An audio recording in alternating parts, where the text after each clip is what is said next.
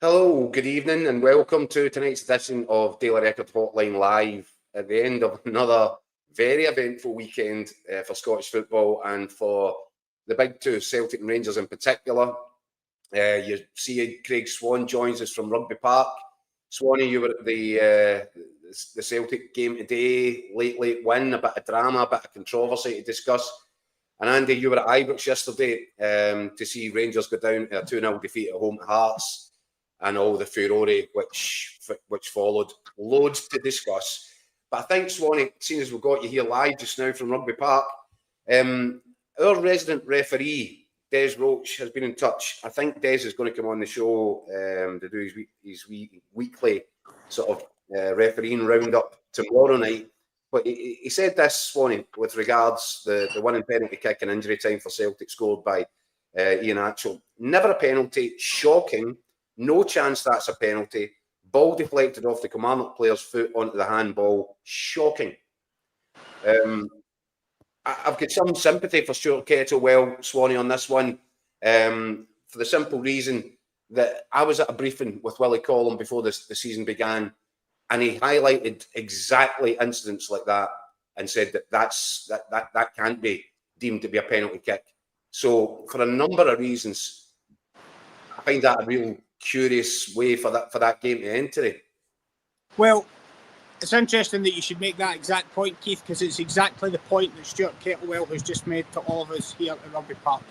He said we sat in meetings prior to the season, and this very example of this very incident was laid out to the managers and the coaches, and he said all of my players, all of my staff, his exact words to us in the press conference there, he just actually said, he was asked if he had a quick look at his, I said, you'll notice I didn't even look at the monitor. I didn't even bother, because I turned round to the lads that I've got behind me who do the kind of technical, the analytical stuff, and they were looking at it and they just said, that's no problem, we've been told that's a rule, it's fine. He said he never even looked, so he's raging, and you can understand it if that's what, I mean, you were in the meeting, I wasn't in the meeting, but Stuart was very clear that that is what he was led to believe. That's what he was told, and the very type of incident that he was told wouldn't result in a penalty played out today, and a penalty was given. So you can imagine how he's feeling. And the Kelly players are exactly the same. You could see at the end of the game.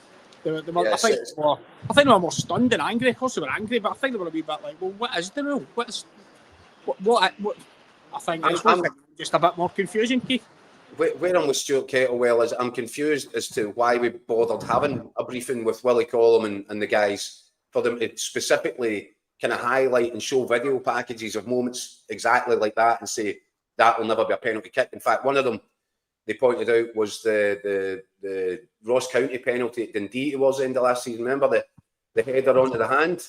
Yeah. Which I think is a really similar moment. And Willie Collum went to great length to say penalties like that will not be given this season. So I think John Beaton might have a bit of explaining to do to his superiors, not for the first time. Yeah, I think he's going to have to. So, I mean, the first person who will have to do the explaining, I guess, is Matthew McDermott. I don't think it's particularly popular on about Kilmarnock anyway for decisions which is going on under Derek McInnes' regime. I think he had a couple of bad moments with Kilmarnock, but he was the one that called John Beaton over. Now, John still has the authority to have a look at it, go, okay, that's what we were told isn't a penalty, and I'm not going to award it. But you always had that feeling when he started coming over to the monitor, you're thinking 9 times out of 10 in these situations, the referee just goes with it and gives it. So I think I saw one in the Scotland game recently where a referee didn't do it, maybe in Denmark. I think when young Max Johnson looked like he might get sent off and the referee went over and had a look and went, nah. But that's rare. Usually when the referee comes over. So I'm sure Willie Collum will be asking the questions. Matthew McDermott, why have you shouted John over? John, why have you given it? Listen, like I said, you can understand why Stuart Kettlewell's raging about it. And he was very honest. He said, I'm not sitting here saying we dominated Celtic and we dominated possession, but he was just making the point that he felt they got robbed. And I think most people around the country probably feel they were hard done by. Yeah. I think you've struck an important point with that one, Swanee, in terms of there has to be a protocol. I don't understand why Matthew McDermott inserted himself into that, watched it, and then said to John Beaton, clearly he's not sure at that point. So he says to John Beattie, going for another look. And when you do that, when the referee's sent to a screen, as you said, Swanee, rightly or wrongly, more often than not, they start to get a bit self-doubt. But John Beaton saw it perfectly. The ball deflected up off Robbie Dees, hit Lewis Mayo in the hand. And I think there was a lot of talk about Lewis Mayo's hand being in an unnatural position, because I think there was an SFA briefing come out shortly after the final whistle mentioning that. I think his hands are up there. I think we've got a still of it. And I think his hands are up because he actually thinks he's going to collide with Robbie Dees. I think his hands come up because he thinks the two of them are going to come together. And that's why his hands are where they are. It certainly wasn't, it certainly wasn't an attempt to block the ball. His hand, that was just freakish bad luck. But look, we're going to come back to this game, Swanee, because there's a lot to talk about Celtic. A lot to discuss about what's going on around the club. There was protest before the kick-off, before kick-off, and the fans stayed out until the 12th minute, or a section of them certainly did. So there's a lot to discuss there, but both sides of the Old Firm seem to have a bin fire in the back garden at the minute, don't they? So Andy, I mean, you were at Ibrox yesterday. Listen, see, before I ask you about that, what was your thoughts on that penalty kick?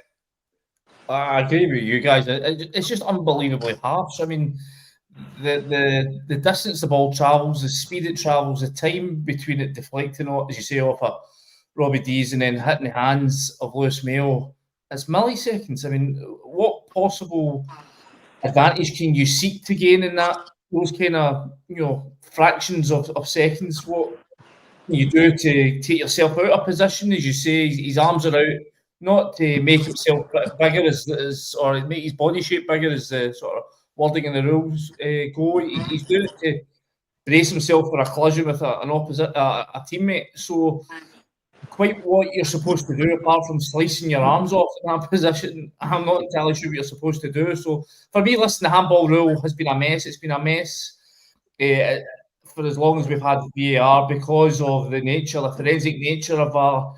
You're starting to look into things that we used to treat with common sense, but now because of things, you're slowing these incidents down into 3 times slow and rewinding them and going frame by frame. And for me, it just is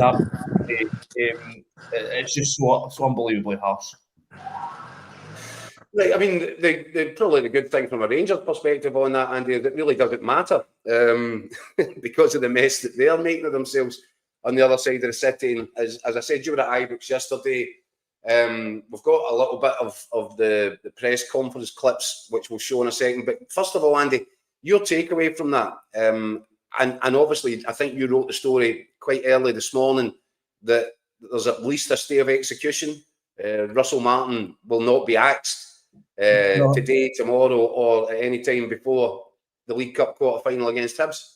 Our understanding is that the club, he still retains the support of the club, and there's been no change to that situation, even despite the quite remarkable scenes that we saw at Ibrox yesterday. I mean, literally throughout the game, pretty much to a man, the entire stadium calling for Russell Martin to go, telling him where to go in no uncertain terms. So, but as things stand, the Rangers board, the owners Andrew Kavanagh and Parag Marathi and the San Francisco 49ers are not of a mind to change things. Listen, that might change in time, depending on what happens certainly next week against Hibs in the Premier Sports quarter-final at Ibrox.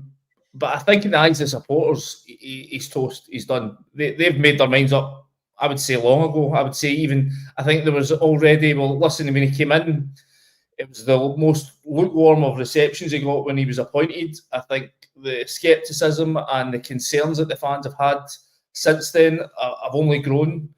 I remember when we discussed his appointment back in the summer, you were making the point quite rightly, Keith, that results got off to the kind of start that they have, he'd be under pressure. I argued that, listen, I think the club have been through far too many managers and they need to show some patience, and that I think he would be given a year's grace, but I think he would only be given a year's grace if he saw progress, if the supporters saw progress. I think that's a team not just stalling, but going backwards at a rate of knots. I mean, this is. It's regression, Andy. It's in regression.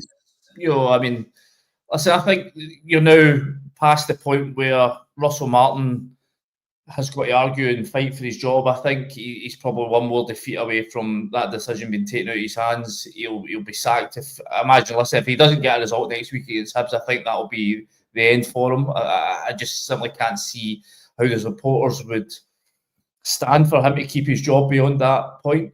But so I think now the real questions have got to be asked of the new owners, because they have put a guy in charge who many supporters felt didn't have a CV that would justify him getting the job in the first place. And now they have, we're 5 games into a league season, but they are 9 points behind Celtic. Celtic and Hearts. Yeah, so you're 5 games into a title race, and the title race is done in terms of Rangers. I mean, Hearts might go on and push Celtic. Right now, Rangers have got a job in their hands just to get in the top 6. They're a point above the relegation zone. Yes, it's only 5 points into 5 games into the season, but on current form, there's absolutely zero evidence that Rangers are going to be clicking anytime soon. So the real questions now need to be asked of Kevin Thelwell, why he appointed him, why he felt that this brand of football that they are now pursuing under Russell Martin has been the way to go, and the owners for why they feel that he still deserves time yet to turn this around, because, as I say, there's so very little evidence to suggest that any kind of upturn is coming soon. Swanee, I think it's fair to say that Andy's probably quite surprised that Russell Martin hasn't been binned either last night, which I thought, by the way, and if you've got a sporting director doing his job, he makes that decision. I think that Kevin Thelwell is running about with his hair on fire now. I think that a lot of the focus will shift onto him and the job that he's doing and the decisions that he's been making, because it was Thelwell and Greta Steinson that decided against the popular vote in terms of the people on the ground in Glasgow, the ones that matter, the supporters. They felt they knew better. They made that decision. They've been in charge of recruitment. And then you've got a situation, Swanee, where Russell Martin, after the game, and we'll listen to this in a bit, Russell Martin says after the game that the players were scared.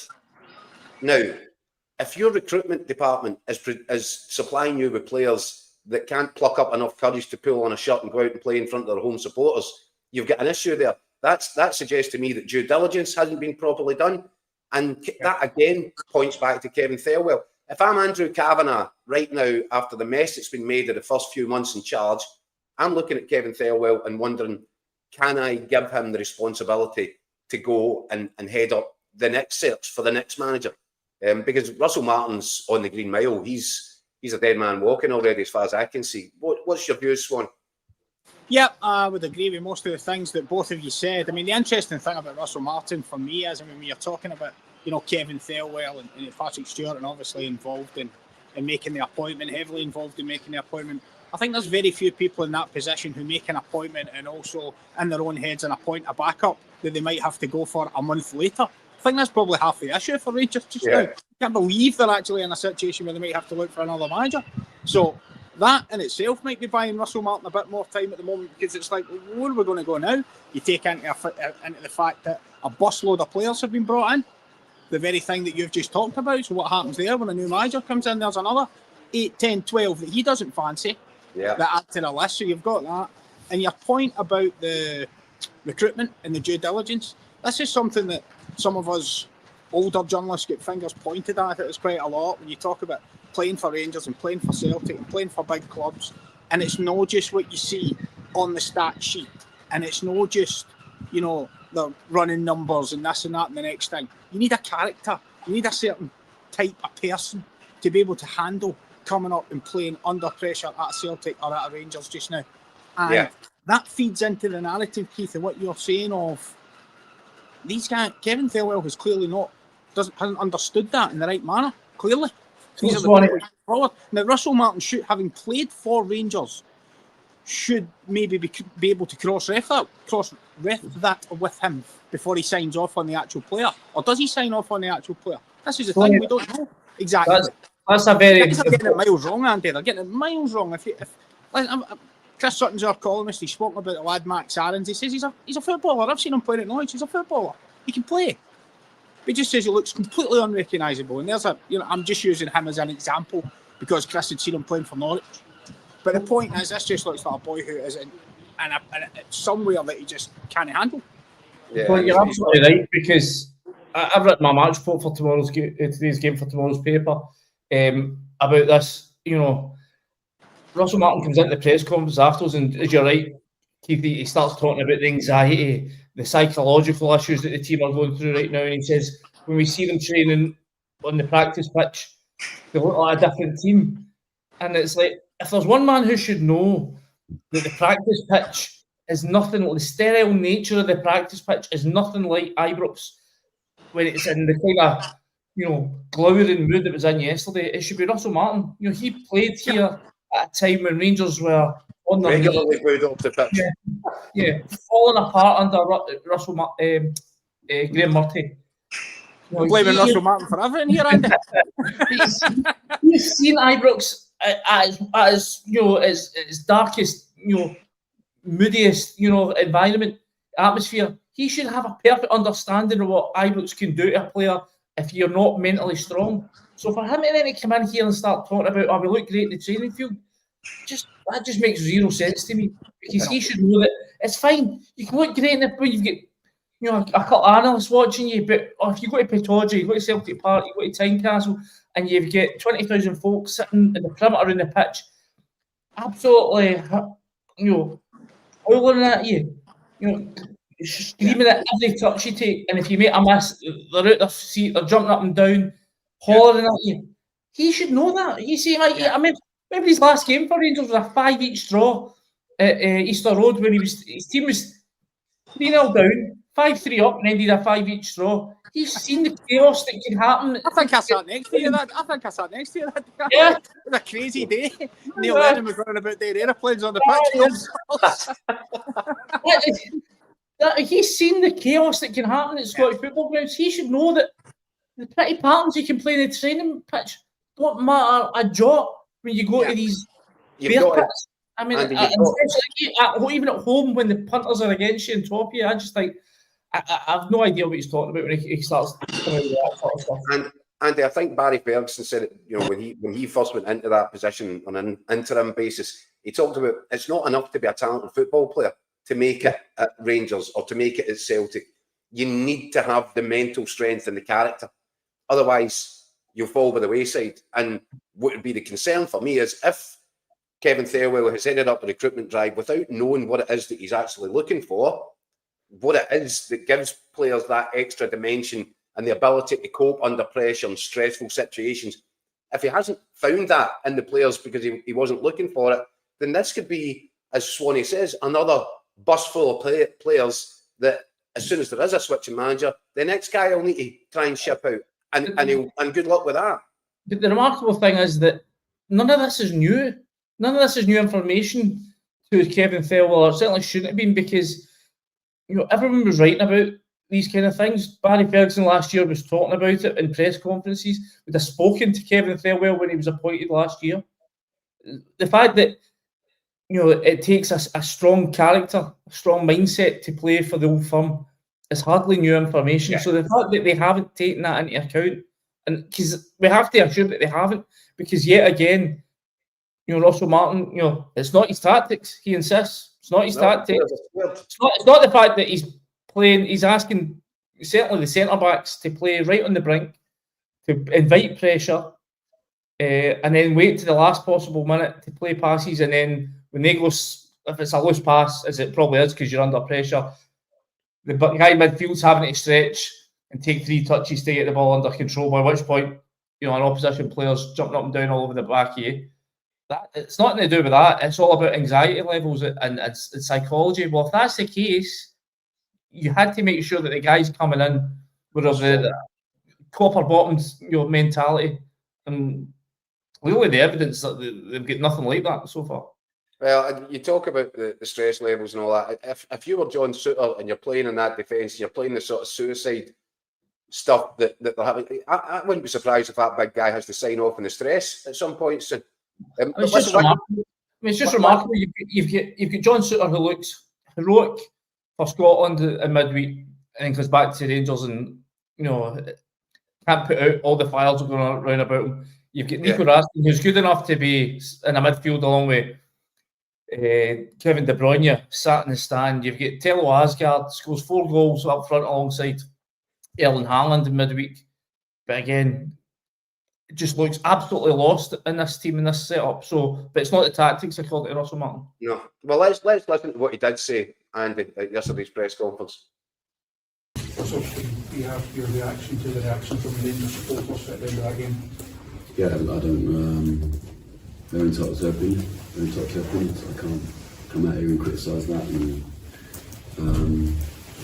fans are always entitled to their opinion. Russell, the fans have made it quite clear that they would like you to resign and to go. It's overwhelming now from the support. No wins in 5, worst league start in many a year. The fans want you to go. Mm-hmm. How do you respond? I think they even wanted me here in the first place. So, will you resign? No. But Russell, what are you seeing that makes you think you can turn it around? Because that first 45, for example, today was abject. The side's getting worse, it's not getting any better. Yeah, we have a lot of new guys in there. So they have. Yeah, we have a lot of players trying to feel their way in an environment that's really difficult to feel their way into their Rangers career. Really, really difficult. So we just have to make sure they're all right as human beings first and improve their performance. We have we're on the side of three poor decisions, in my opinion. It's a handball for their first goal. Our goal is a goal. It's not a foul on the goalkeeper, and then Dio says he makes no contact. It's why it took so long. And we should have scored. We should have scored 2 or 3. It was 1-0. We should have. And but there's anxiety at the moment. The players are not the same team we see in training on Thursday and Friday when they go out and play in this environment right now. And that's not a criticism of anyone. So to your emotion and your anger, I get it, I understand it. But we have to just keep working. Russell, do you think anything will change in terms of the board's support of you? I don't know. We'll see, won't we? They've been great up until now. All of them. So we'll see. How difficult is it to work and survive when the fans are so vociferous like that, Russell? Yeah, so it is what it is. Like, it doesn't affect me personally. Professionally, it's difficult because we need the team to play in a certain way that requires certain things, and it's really difficult when the atmosphere is how it is. And the same towards me, not towards them. I'm trying to say that to them. It's you should hopefully take a bit off them at some point. But it is what it is. We'll keep working until I'm told not to. And we have to start winning. But do you agree with how badly the performance are, the levels? We don't look coached, Russell. It doesn't look good on the pitch. That's as bad as I've seen Rangers in all the time I've been watching them in that first 45. They are scared on the ball. There's no shape, there's no formation, there's nothing not tactics, there. Mate. You just said it yourself, they're scared. But there's nothing there for them to grip onto at all. If we were producing the tactics all the time and we work on in training, that's what I just said to you. We see a very different team in training to then the game. So, but there's been no evidence of that at all in the league so far. There's 5 games, no wins. There's nothing there for you to back that up. To back what up? What you're saying about training and how they look, that's not materialising into the domestic form so far at all. Yeah, the outcome, you only see the outcome of the end of the week. I've not been happy with the performance. I'm not sat here and said to you I'm really happy with the performance. I don't lie to you, I don't come out here and lie. I've not been happy with the level of performance, but also it's my job to work out why. It's not big tactical problems. The problems are the emotion, managing anxiety, are psychological. So we have to try and work that out, and we have to maybe simplify it even more. But Russell, when a support gives up on a man, and they have given up on you, they don't want you here, how can that atmosphere change then without you leaving to allow the players to have a different atmosphere to play in? We have to wait and see. We have to win matches, as simple as that. That's all football fans want to see their teams win. So you expecting talks with Patrick and Andrew tonight? No, I don't think so. No? I haven't been told to have talks with them. Quite extraordinary press conference, that one, Swanee, wasn't it? Yeah, and it goes. There's a lot of things that touch on Andy and yourself have been speaking about, just talking about things being translated onto the pitch and what he's seeing and, what he's seeing in training. I mean, like, it doesn't matter what a player looks like after he's having his breakfast made for him and his shorts ironed for him at the Rangers training centre. It's irrelevant. As Andy says, when somebody's screaming in your ear for one of the stands, you need to stand up and deliver. And there is a team there who look petrified. Mm-hmm. And listen, I know this section is all about Rangers, and I'm sure that we're going to move on to Hearts, but Hearts could sense it. They had a manager in Derek McInnes that could sense what was going on there. Yeah. And Hearts have started games sluggishly this season, and they didn't start sluggishly yesterday because they knew what was going to happen. And the problem that Russell Martin has got, the reason I was bringing that up is, every team in the country knows it now. I think David Gray's not going to start exactly the same in this Cup quarter-final on Saturday night. Exactly. And those Rangers players are going to be put under the gun again in front of their own fans, and they're not going to be able to handle it. Do you know what's funny? So far. You can even sense it before the kick-off. The Hearts team walked out a good 30 seconds before the Rangers team came out. So it looked like the Hearts players couldn't get weight to get onto that pitch. Yeah. And James Tavernier and his boys were all just standing in the tunnel going, right, we better get there then. We better get, because they could sense what was going to happen. Yeah. It's just like the most remarkable, and you're absolutely right. I think Hearts deserve massive, massive praise. I mean, but you're right, Derek McInnes must have been licking his lips with anticipation, because you look at that Rangers team and they are easy meat. If you set about them, if you get after them, if you're organised, if you're well drilled, and if you take your chances, most teams in this division right now take care of Rangers pretty comfortably. And that's so far. I mean, last question, guys. If you were part of that dressing room and your manager comes out and basically says these guys don't have the character, they're too scared to go out and play in front of their own supporters, I'm not sure that's a particularly clever message. I'm not sure the players will be on side with it. And then you consider the mess that he's got himself into with the Nico Raskin stuff. And the fact that inadvertently he said a few weeks ago, well, hate the transfer window. At one point when I was at Southampton, I had 24 players asking to get away. At what point does Russell Martin have to examine his role in all this? And do you think that, speaking so negatively about the players, saying that they're questioning their character so openly, is that a smart move, guys? For me, he's quickly running out of excuses. I mean, as you say, he mentioned the transfer window. He couldn't wait for the transfer window to close. Well, it shut a fortnight ago.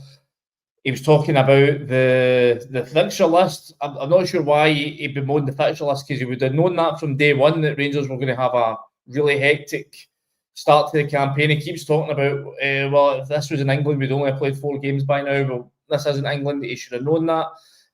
He's, and plus, he's had a fortnight to get to work with the players that went on national duty and really drill into them, his ideas, his principles.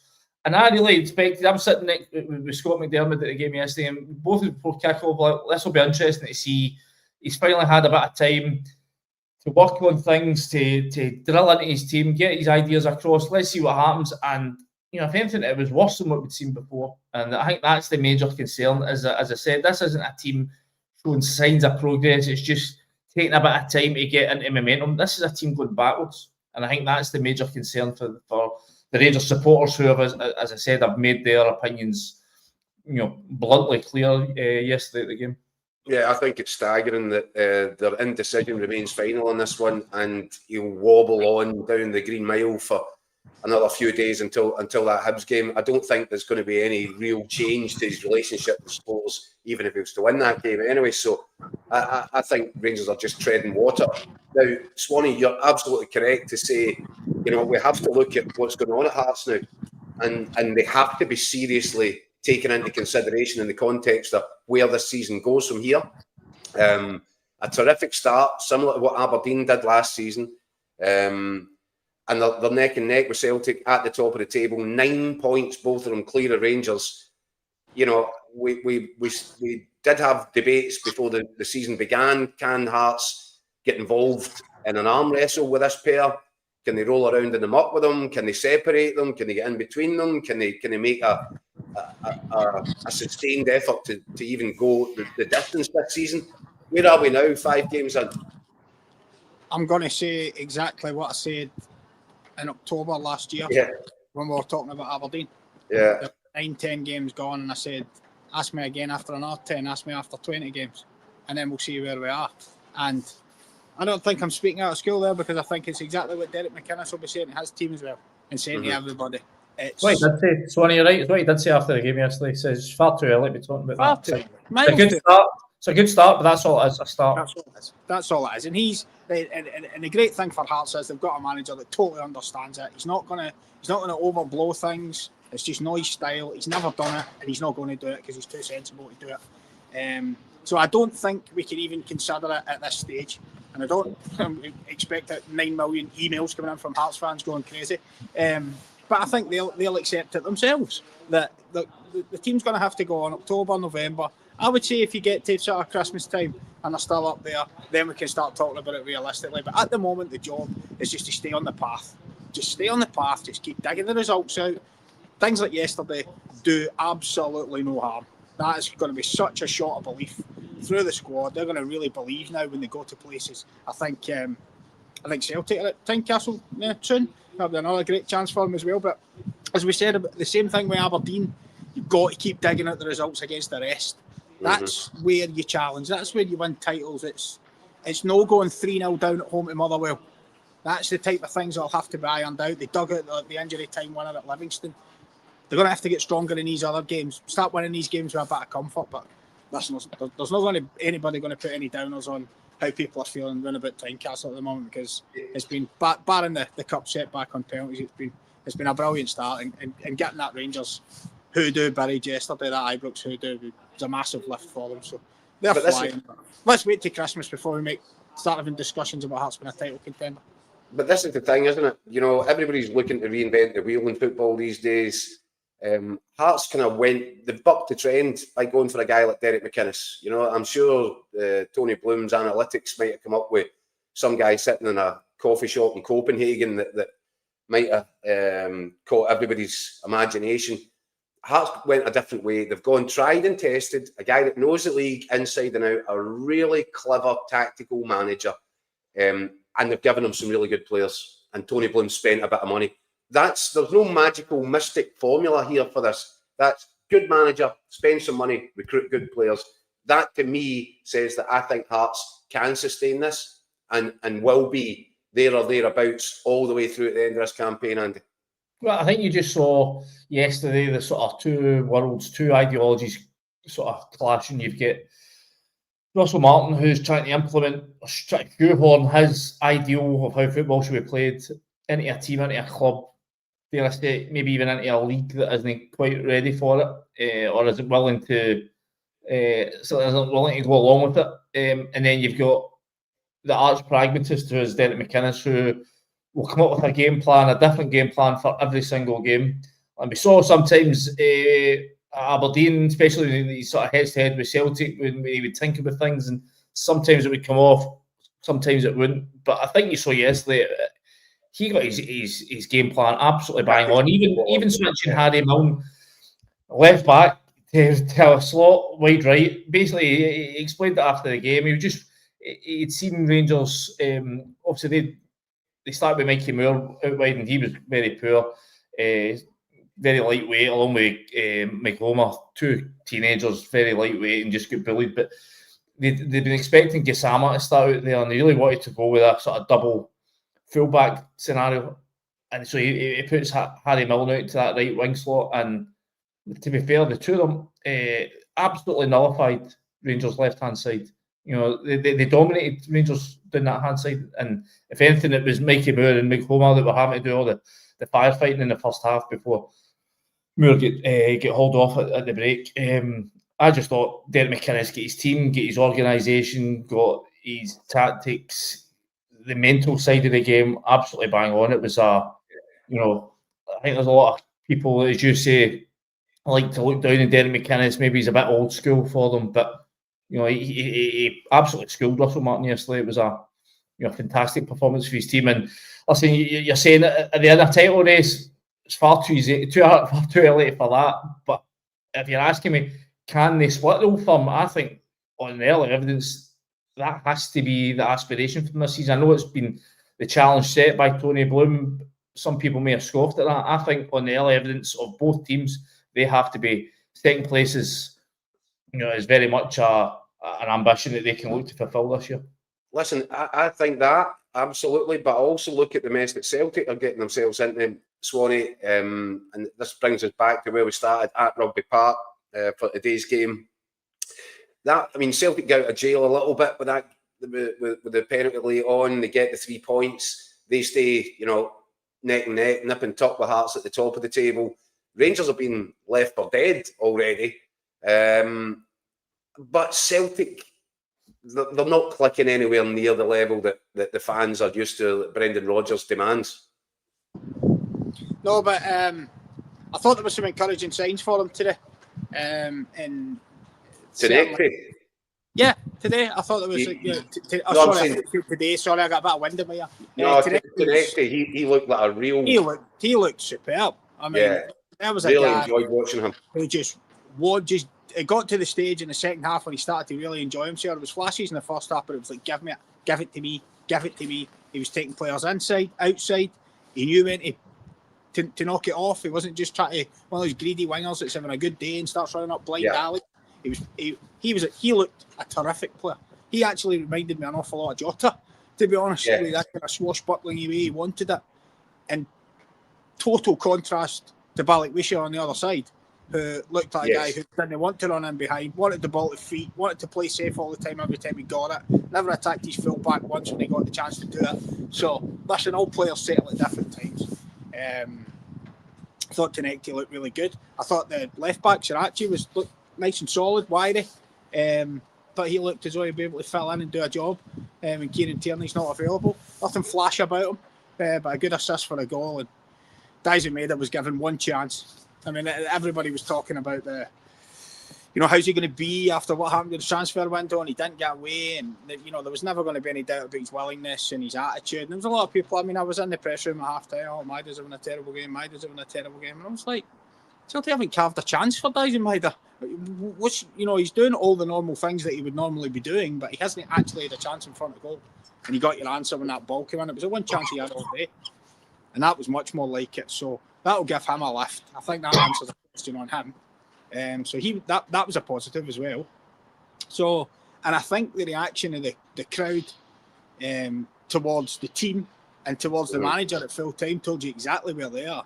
I mean, Brendan Rodgers got serenaded off the pitch by the fans, who immediately then started chanting "sack the ball" straight after it once he'd left the park. So, we knew all this before the game started, and I didn't think he was going to take the penalty, but Kelechi Iheanacho ended up with the ball in his hands. And listen, there was a couple of things I thought about when he scored that penalty. I remembered a situation with Moussa Dembele when Celtic played against Astana. He just signed and he hadn't scored a goal. And Lee Griffiths had scored a penalty late in the game. It was injury time in a Champions League qualifier, one each. It's basically put them through. And Lee Griffiths gave Dembele, I want it. He took it and scored it. And it was the making of him. Right there and then he was sorted. Now, I'm not saying for a second that Kelechi Iheanacho is going to have the sort of Celtic career that Moussa Dembele had. But it was an interesting thing when I was talking to someone the other day, Keith, and what's been spoken about Iheanacho in the last 18 months, in the last 2 years. And he actually made a comparison to the guy who technically he's replacing now, Kyogo. Finally, Celtic got a replacement for Kyogo. What's been described as the bargain bucket now. Kyogo at 28, 2 years ago when he was at Celtic, was recognised by everybody as being the main man in the league, striker-wise. Different class. Kelechi Iheanacho went to Spain, struggled, could barely get a game, didn't score. Kyogo also went to the top 5 leagues in Europe, also could barely get a game, and also didn't score. Iheanacho had 15 games for Middlesbrough and only scored a goal. Kyogo's only at 1 in 8 or 1 in 7 for Birmingham, and he's struggling as well. So it's maybe not as much, that period he's had in the last 18 months might not be a complete dead loss. I think we would all agree that there are times that the Scottish League is not at the level where it perhaps should be. This guy might just find it a wee bit easier here. Certainly took his penalty. I mean, he hadn't done anything before that. He took his penalty with a bit of aplomb, but just thought it was interesting just looking at the career paths. Kyogo struggled in a top 5 league and is struggling in the Championship the same way as Iheanacho was. Brent, if that gives him a shot of confidence and Brendan Rodgers can get him going again. It's a guy that played with Manchester City. Yeah. So, listen, Celtic fans are looking for positives, encouragement out of today. Listen, they pulled it out the fire with a penalty kick they shouldn't have got. I think everybody knows that, but I think there was enough signs to say, okay, there's one or two things there that are exciting, and Tenecti would be the absolute pinnacle of that. For me, Swanee as well, I think you need to talk about the character. We've just spent 10 minutes on the Rangers' mindset and their weakness mentally. But, okay, it's a very generous penalty award. You keep going right to the last minute in a way that Rangers haven't been able to do.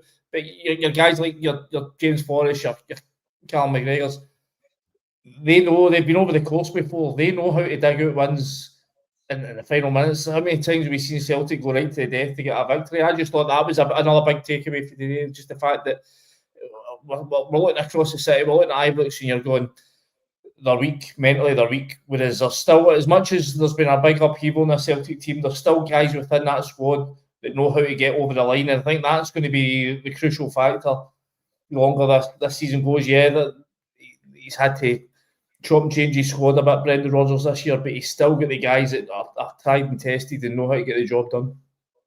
Yeah, I think it's interesting in the contrast and the mood around it. So you've got the Celtic fans turning up, protesting against the board, wanting people removed from the boardroom, but they were very much backing their team, and they were, I think Brendan Rodgers described it as trying to suck the ball into the net late in the second half when Celtic were pushing to try and take the 3 points. So the Celtic fans are entirely behind the team and the manager, so it seems. Maybe not 100%, because we've seen some comments on here, negative towards Brendan Rodgers, but I think the vast majority of Celtic supporters are behind the manager, behind the players, and it's the complete flip side of that across the city, Andy, where you've got a Rangers support that's now turning up. They are raging before they get into the ground, and it's the players and it's the manager that are getting the brunt of that. Yeah, the Rangers support are ready to rip everything down right now. They're ready to set fire to everything.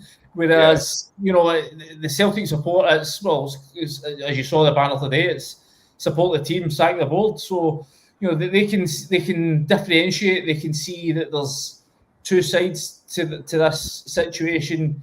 The manager's trying to do everything he can to, progress, develop the club. That's the phrase he's been using. Whereas the board seem reluctant to give him the funds and the means to do that. Whereas across the city, everything is just, it seems remarkable that we're barely 100 days, I think, since the takeover went through, when the Rangers fans finally thought they turned a corner. They had a